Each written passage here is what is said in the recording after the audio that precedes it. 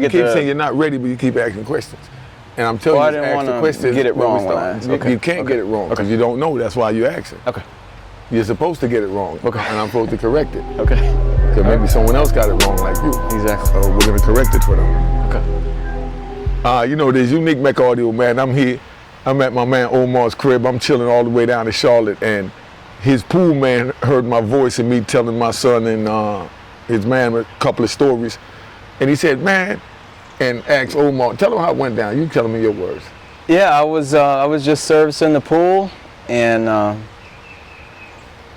I could hear Unique speaking, and I knew that was him. I didn't have to see him. I heard the voice, and I turned around, and immediately it was him. I was kind of starstruck, but I knew immediately when I heard him talking who he was.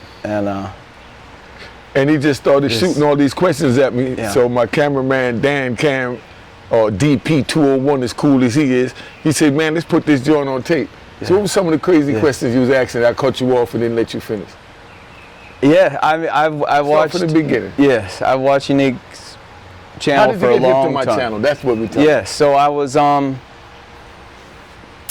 was researching documentaries on New York City and the music industry and just all the things that were going on back in the 80s and 90s. There's a lot of documentaries out there, and Unique Mecca audio came up on the YouTube, and I heard his story and all the people that he knew, and he has a fantastic story, and so he was putting out content almost daily. I just caught on to the podcast, and I wanted to hear more and more. And he's really good. He'll start a story, and then he'll make you wait to hear it. You know, he saves them for it. So I just kept following him. Save it how? What you mean?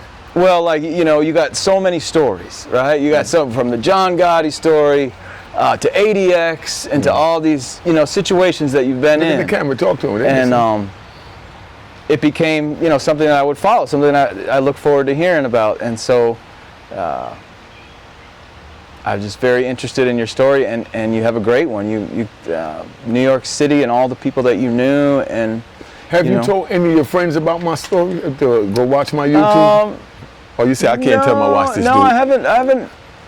You ashamed of me? No, heck no, man. He's ashamed of me. He won't even tell his friends that he fucking watched. I mean, I tell my friends. I listen to a lot of prison stories, a lot of, you know, and I love gangsters. I love all different cities, from Detroit and DC and New York, and all the scenes that were going back and how different things were. You know, the times were so different back then, and I'm intrigued, or I'm interested how it was back then. You know, not only did you very successful making money on the side, but you were big in the music, you know, and you met a lot of people, and I just wanted to hear, you know, when you would have your show, I wanted to hear your times with them and how you met them, and how they were maybe on the inside or how they were on the outside, depending on who it was. You know, one of the questions that I wanted to know about you was, what was the inspiration for opening the record store and starting into the music, and then you kept propelling yourself into more music and more music? You had a personal interest in it, but who did you first meet, or who sparked that idea that you could do all these things with music? With nobody that sparked it. It's like I go out, and when I'm on the street and I'm moving around, it's like 20 carloads of dudes call me and follow me and meet up with me. So it's always an entourage moving, and we had to go somewhere to meet. So you know how you might, you know, rent a house or rent a car? Sure. Okay, I rented a store, so we'll have a meeting place. Okay. You know, okay. So that's what Mecca Audio was for, just someplace. So on Friday nights or Monday nights or Thursday night, if we're gonna meet up, say, yo, meet me at the Mecca. You know? Did you have a family member or a best friend that was like, hey, you should get this bigger, or you should, you know, sell this, or start a studio? You know, was someone like, hey, nobody was. Because there was no email, there was no internet. So but nobody was thinking on them terms during my era. Right. Because we was living life. You understand? So, and a lot of those eye-opening or mind-open ideas didn't come to a lot of people. Right. You see what I'm saying? Exactly. So yes. when I got the store, the Mecca Audio, I didn't open it up to make money. I opened it up to give the DJs somewhere to go, because I grew up with the DJs before rap came in. So you had a passion for music, and you wanted to get more into it. And if you want to call it passion for music, I don't call it that. I'm just saying I got homies. Right. You understand? That was DJs, the biggest DJs. You know what I mean? Grandmaster Flash. You understand what I'm saying? Busy Bee. Who was one of the first ones that you became friends with back then? Who was one of the first I became friends with back then? It's a damn good question. I met so many of them. So I couldn't even tell you offhand who was the first. Did you have? They wasn't nothing special to me. Sure. So it wasn't like, you know, he was a DJ, so he was a star or he was an anything. He was just a homie. You know what I mean? Okay. And he was a DJ second. Did you have one when you first opened the club and everything? Did you have a DJ that was a regular there that would come every weekend? Yeah. Now that's different. When you're saying the first one I met, I mean, I'm in a party and it's 5, 6 DJs. So you know, if I want to talk to one of them, I talk to them. I want to talk to another one. Like last night, so you know we be riding. Yes. You know? Last night we at the club out here in Charlotte, and they got these little young girls out there, right. And then they little section with their peoples, they doing their thing, and then we in our section, we doing our thing. You understand what I'm saying? But I didn't want it to be they doing their thing here and we doing our thing here. So I went over and introduced myself to them. You know what I mean? And told them what I was doing, and that those was my son and my nephew and my cameraman. This my people. We're gonna shoot some videos. Turn up, motherfucker. Let me see you shake that ass. Do you feel like when you came up and you started your business that it was easier or harder to start then compared to now? Because now we have the internet. Now we have all this communication. Back then it was so little. It wasn't hard back then. You got to remember, you know, and that's what a lot of y'all miss, because y'all from the outside looking in. We didn't have the knowledge. Sure, you right. understand? Yes. I'm talking about to do basic full out and get the LLC and this and that. So we just went and got the joint, because I didn't open up Mecca Audio to make money. I opened it up to give it to the DJs, to give them a home, because the rappers came in and music was changing. And now, instead of it being Grandmaster Flash and the Furious Five, that's the way it was before. The DJs came first and then the rappers. Right. But then when the industry came in, when like Sugar Hill Gang came out with their little record and things like that, when they came in, they changed the whole dynamics of it, because they said, look, you don't need the DJ. You needed him when you was on the street, because he had the equipment.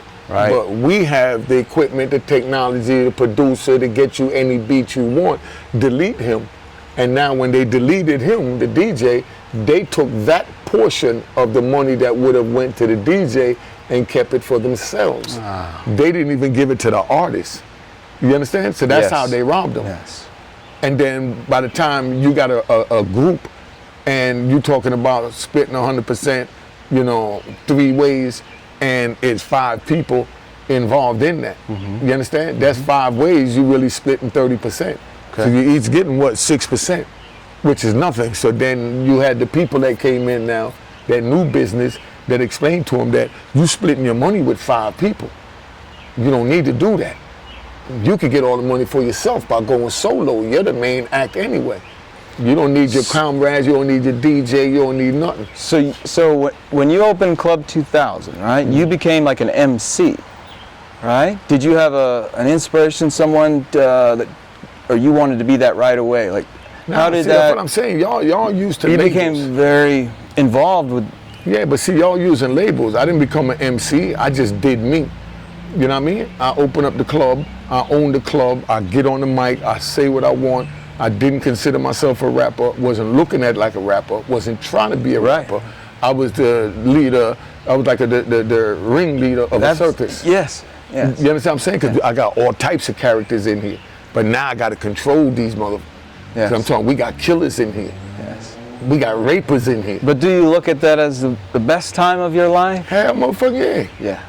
That was the greatest time. Greatest time of your life. Because if somebody violated, you could take their head off and didn't have to worry about it. Nowadays, if you think about taking their head off, you locked up for a conspiracy. So that's it. My other question was, the business that you had with Club 2000, was it safer, better back then, or do you think it's safer and better now? Nah, because you didn't have the cameras in the club and the videos and all this. Nah, but see, it ain't about all that. It was talk. Everybody had. you know, It's about word of mouth. who's in charge, the ringleader, the circus master. Yeah, yeah. You know what I mean? When Master dude say he ceremony. promote a party, he's in charge of keeping these people's tempo, you know what I mean? Absolutely. Their rhythm, their vibe for the Yes. musical aspect. Yeah. And their temperament down as well. So you have to look around to look for trouble when there is no trouble, and anticipate that something that look innocent is trouble, so that he'll be able to go over there quick enough for them to tell him, oh, it's innocent. And he say, okay, you walked away. But if it looked innocent and you said, oh, it's innocent, it's nothing, and then a dude stab a dude in the face in your club, now they came back and sued him. That's why nobody won the club back in the day, because you know lawsuits, they're prevalent now, but everybody knew that if you get hurt in the club in somebody's business, you sue them. So the cameras don't really. Now, it ain't the cameras, it's the people. It's the people. It It's don't the matter people. about the camera. Okay. It's the people. It's the people. You know what I mean? So it's like you're in there and you just do you. I mean, I don't know how to put it, man. I just got on the mic and I just was just being myself. Natural. I think it was natural for Yeah, you. that's what I'm saying. Yeah, that wasn't even natural. It was myself. That's what you have to understand. Absolutely. You, Yeah. Unique It's you. is unique. Yeah. You know what I mean? Yep. In business, they call Unique a brand. But in the way Unique move is, Unique is just unique. Would you do it again, Unique? Nah, I wouldn't sell drugs again, but No, I'm no, gonna no. do it The all music, again. just the club. Yeah, just I'm gonna the- do all that. I'm gonna do it all You- again. you That- would I do mean, it again? yeah. Yeah. You know, it's time. They had to park me for 26 years. Right. I needed those 26 years. Yes. I welcomed that 26 years. For 26 hearing years, that. I kept it real with myself after about the first 7, 8 years. You know, by the time I went to ADX and I saw men in ADX, I went to ADX when I had 18 months in the federal system. 18 months. Oh, 18 months and I'm jeez. sitting in the worst prison that America got to offer. You know what I mean? 18 months. And now I'm with men that's been locked in a cell 23 hours a day for 18 years. And I get to talk to them. And they're letting me know the same thing I'm telling the YouTubers. You understand what I'm saying? This can be you Yes. if you don't listen to me. And they told it to me just like that, that I don't have to listen to them. Yes. But it's their obligation and their duty to tell me these things. So ADX was the one that That was the really best. switched your mind. You Yeah, got a that was the total best. different- Listen, it's the man, best. I was to That's me, very interesting. It's to me, in my mind, I was the biggest gangster, the biggest everything. Couldn't tell me I wasn't nothing bigger. Then I had to realize that they had other big dudes in other states. Yeah. You understand? Yeah. But then not only that, then they had other bigger dudes in other states. Right. And then they had other dudes that was bigger than the dudes in the other state that wasn't even in the state, that was worldwide selling drugs. While I'm selling it, most dudes selling on their block. You know what I mean? So humbled you. I went out of state. You understand what I'm saying? Yes, yes. And these dudes is going out the country with it, right. as well as here. Right. You understand? So when I got to ADX, I met men like that made me realize that 25 keys a day wasn't nothing. You understand what I'm saying? Yeah. No, I mean, you could laugh. I'm just giving one. No, yeah, absolutely. The ADX is No, completely different than- Listen, I'm with a dude in ADX. I'm even gonna say his name and get at me because I know he home now. He beat his case. The lawyer's name was Donald M. Reed. That's the lawyer that represented Snoop for the murder charge. That's the lawyer that represented Suge Knight. Donald M. Reed. You know, but that was Mario Villabona's lawyer. You know, he was the one that was supplying Harry O and Bo Bennett. You know what I mean? That's already in the paperwork for you rat bastards that want to say something. But I'm saying I get this type of information firsthand from the men that I met. Not from watching YouTube or reading a book or watching a documentary. These is my brothers that I met, that I dealt with. You understand? And they was on other levels way above me. Yep. But I was way up there from where I was, from my hood. I was way up there. 25 keys a day, whoa, they get money. In my hood, you understand? But in the world that I'm telling you that I was introduced to, you understand? At ADX, like I met, you know, my uncle's connect and shit like that, you know, the Rodriguez brothers, you know, all that. But to actually see a man that was up here have nothing and down here, and his heart is still pure. His heart is still raging with fire and fight. Yes. While he's captured in the cell for 26 years. Yes. How do I not listen to a man like that? And that's how I became the man that I am. So now I'm like that man that was in the cage talking to my dumb young ass when I came in, that didn't want to hear it. You know, now I'm talking to a mass on YouTube. Yes. You know, so if they don't want it, they want to go to jail. They got a beautiful jail for you. I loved it in ADX.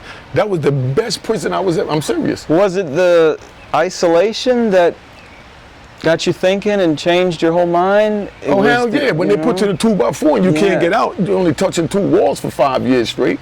You got no choice but to touch this in 5 years. Yes. So within that 5 years, instead of bugging out, worrying about things I can't change and panicking and getting my anxiety up, I just fell back and read a book.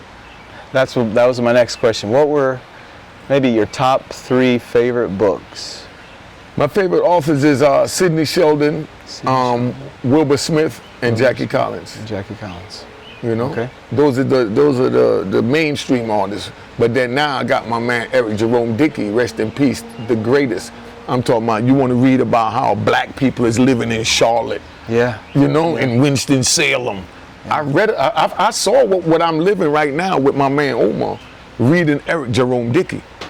Eric Jerome Dickey talked about the upper middle class black people and how they moved and lived and partied and you understand? And I read this. You understand what I'm saying? Yes. And I went into that world. So that now to physically be in it, I could understand it better. So all I did was prepare myself for the next move. Everybody worry about what step they're gonna take. I worry about what's 5 steps ahead of me. So I'm not just looking down at my feet worrying about touching it. Do you think that the prison system got better or worse?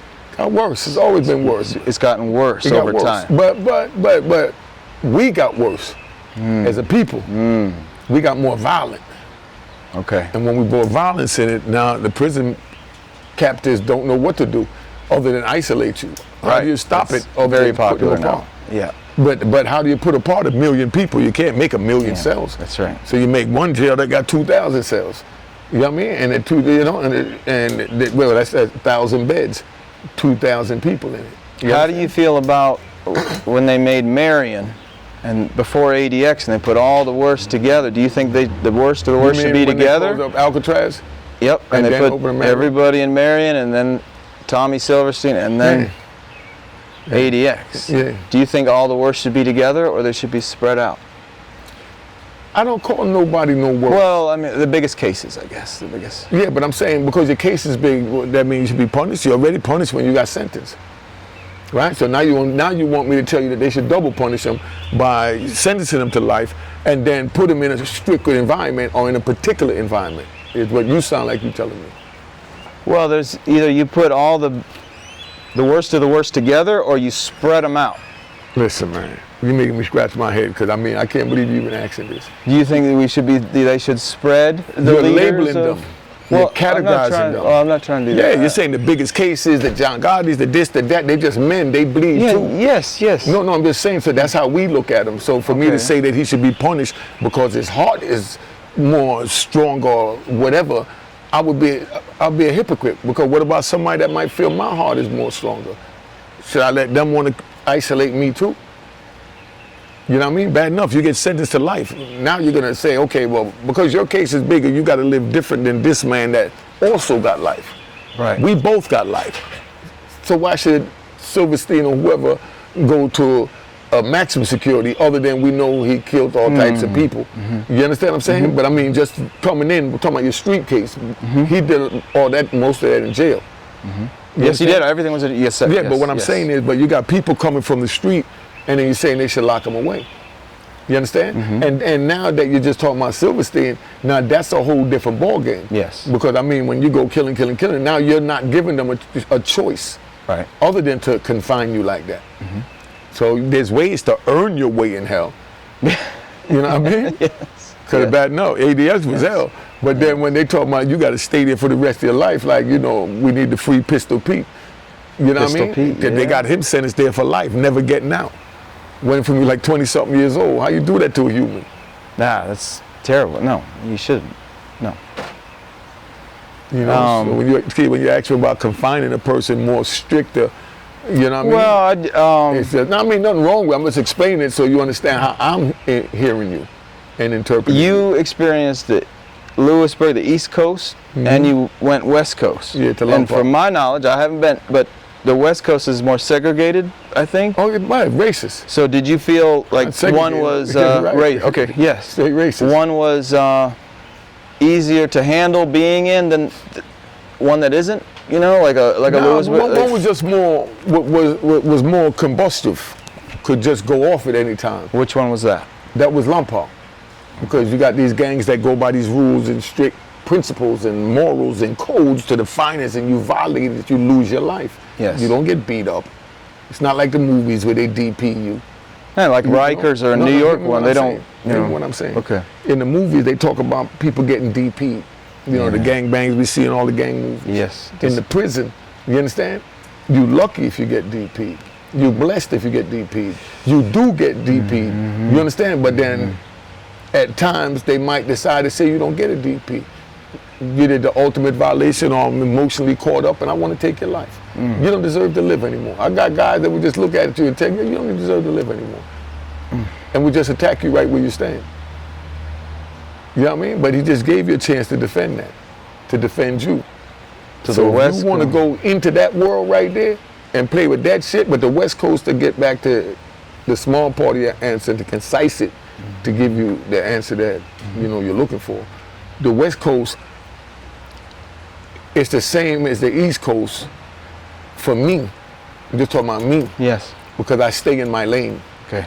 You understand? I don't go out and try and get involved in other people's business.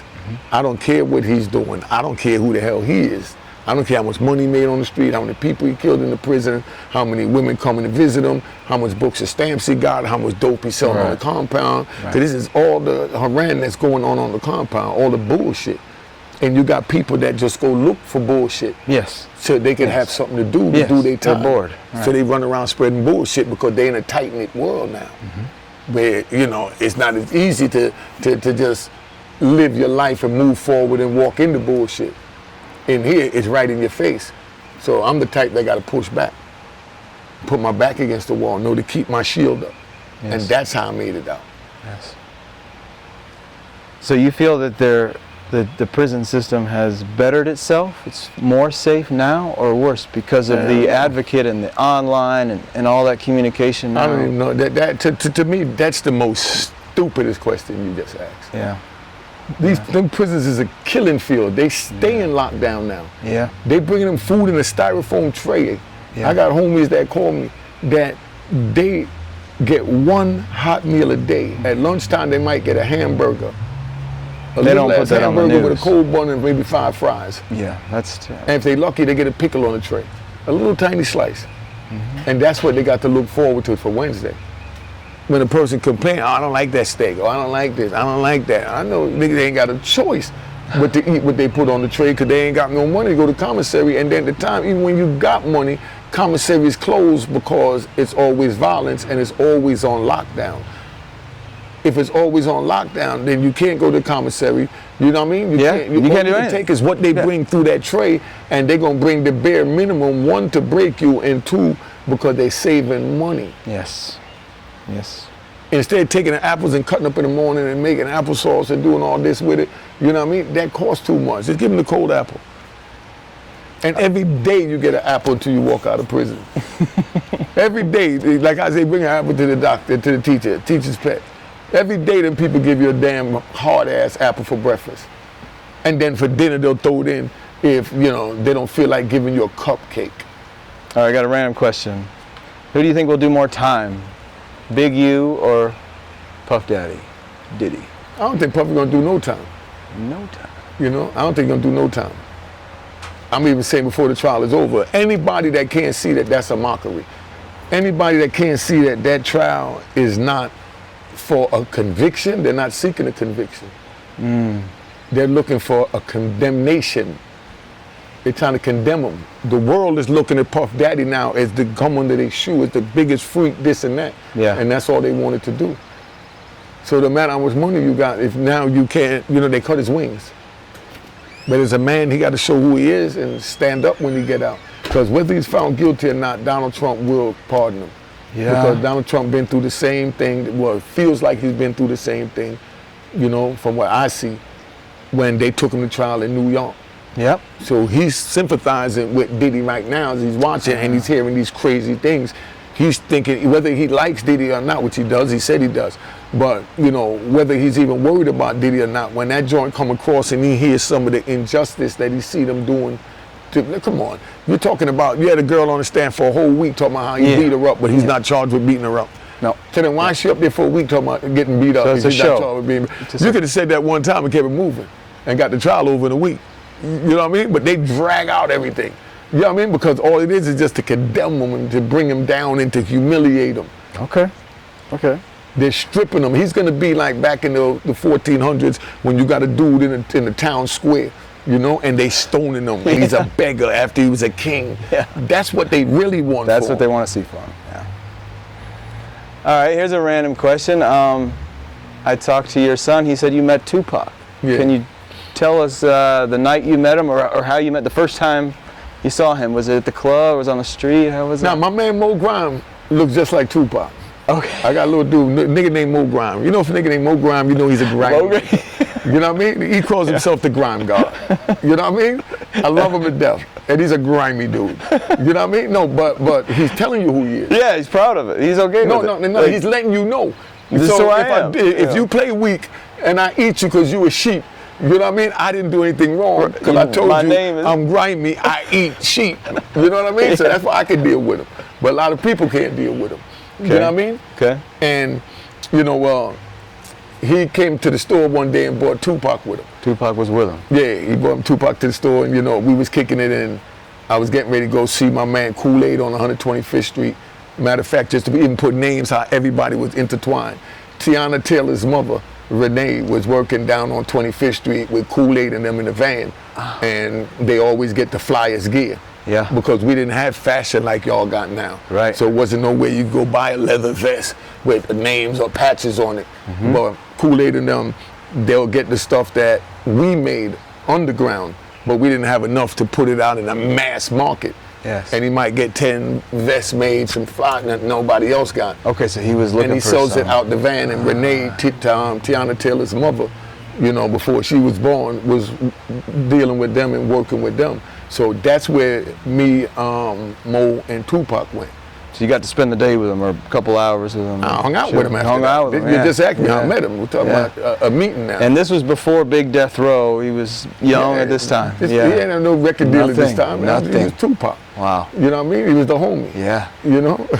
But, yeah, so we go down there and, you know, I got the pictures from that day. From so the you day. can actually see the outfits that Kool-Aid and them used to sell. Wow. You know? Wow.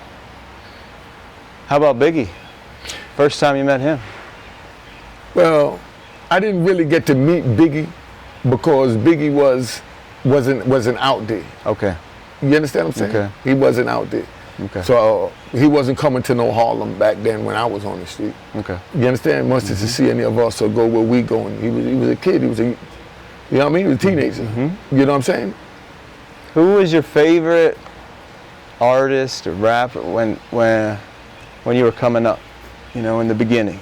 Was there one Rakim? Rakim. Okay. All day, Rakim. Okay. Rakim was the God Rakim was the best that ever awesome. done it. That's awesome. You know what I mean? For our era.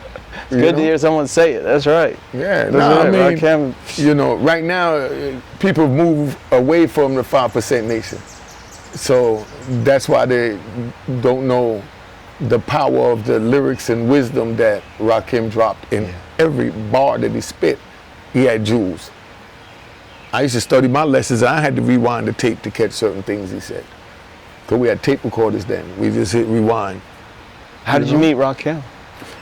25th Street at Dapper Dan's. He came down there to buy some Dapper Dan clothes when I was down there. Shit. Pulled up in the white 190. You know, the four. Remember the joint. car?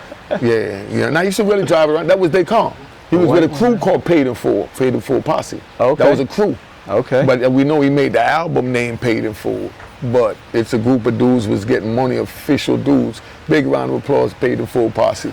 Awesome. You know, being I think Strong Dance. You know, they call it Wine Dance, but it's Strong Dance Long Island. Awesome. But you know, they did their thing. They used to come down and, you know, hang out with us on 25th. That's why he shot that video on 25th. In the same way he pulled up on 25th is the same way he pulled up at Dapper Dan. Wow. 3, 4 in the morning to come buy his leather outfits and all that. Do you think you're going to write a book? I already did. You already did? Yeah, it's right next to you. This is it right here. Want to tell us about it? What does it tell? It's my life story, struggles, and bullshit that I went through to be the man that I am today. You know, it's about everything that I just spoke on. And Cavario helped you. He was with you writing. He edited it. He edited it. Yeah. So, you know, my grammar and all that ain't there, so you know. You've known Cavario forever. You met him a long time ago. From the street. Yeah. He's one of us. Wow. You know? How do you know about all these people? Just researching, deep diving in on YouTube, and you know, Paid in Full, the movie that kind of started. All the guys seemed to come out at the same. There was AZ was telling his story, and you know, Alpo was still alive. He was telling his story, and then I just started following, you know, the Rayful Edmond and all the big kingpins, and.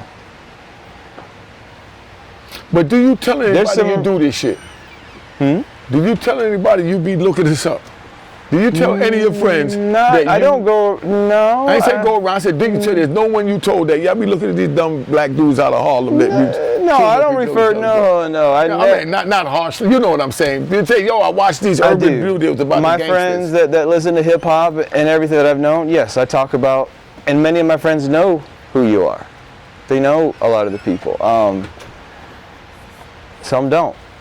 You know, when you said on your show that you were with John Gotti in Lewisburg, and you knew the whole thing about the fight and how he got, I was hooked at that point. You know, I knew that you would be the right person to listen to, and I love your outlook, man. Your outlook is very humble, and you really, I think you're smart. You know, I think you're smart. How would you define my outlook? If you had to tell a friend, man, very grown, very mature. You seem to care about people a lot, and you view everyone as a human, as equal.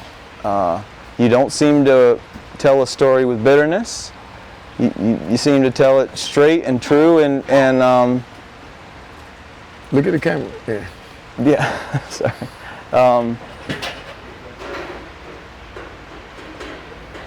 I like how you tell your stories from a point of view that's very humanistic, very humble. You know, when you tell your story, it's not vengeance. It's you appreciate the time that you learned. Like when you talk about ADX, you learned something there. Some people go through things and they're bitter about it their whole life. They're vindictive about it, and you seem to be so happy and striving and thriving. And when I listen to your channel, you're in a good mood, man. You're pumped. You know, you're funny. You know, you got a good character, good, and of course your voice is very catchy. You know, Mecca what? You know, very catchy. You know, I remember someone like you when I listen to your stuff because you got a good story, and I love your story how you came from nothing and you made it all millionaire. You know, that's an amazing story. That's the American dream, millionaire, you know, and then you lost it, and here you are. Fucking with you on YouTube. You know, that's amazing, man. That's amazing. Yeah. It's a pleasure to meet you. Yeah, I'm ready to eat like the steaks is ready. Good shit, man. All right.